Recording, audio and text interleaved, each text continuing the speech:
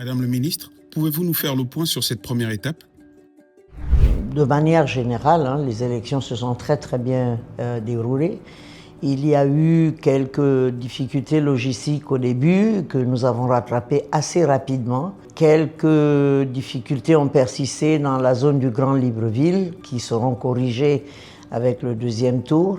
Mais globalement, il y a eu 109 syndicats qui ont déposé leur candidature. Sur les 109, il y en a 53 qui ont passé la barre des 10%. Sur 56 800 agents inscrits, il y en a 36 500 qui ont voté, pour un taux de vote de 64,20%. Voilà globalement ce qui s'est passé. À l'issue de ce premier tour, quelles sont les prochaines étapes? Il y a des sociétés qui n'ont pas pu, dans le secteur privé, qui n'ont pas fait de vote. Je voudrais rappeler à tout le monde que ces élections sont des élections nationales, que c'est une décision du chef de l'État, chef du gouvernement. Donc le président de la République a pris cette décision. Conformément aux recommandations du BIT, tout le monde doit faire ces élections. Donc vous avez encore du temps pour pouvoir organiser vos élections pour le mercredi 13. C'est le mercredi 13 qui aura le deuxième tour. Donc ça, c'est pour ceux qui n'ont pas pu organiser les élections.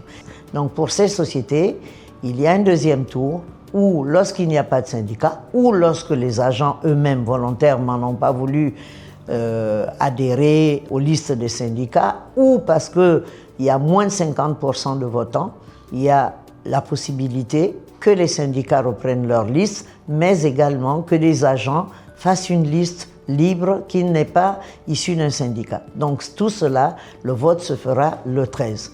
Il y a deux ministères qui n'ont pas pu voter, parce qu'il n'y a pas de syndicat de base. Ces deux ministères, là également, les agents peuvent constituer des listes et voter le 13 mai.